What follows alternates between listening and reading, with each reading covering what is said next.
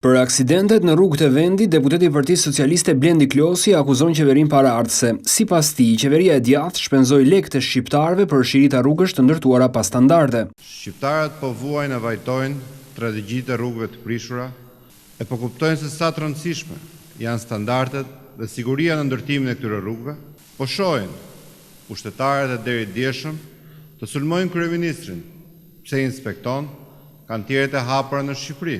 Sipas tyre, këto janë punë të Saliut dhe qeveria nuk duhet të merret me to.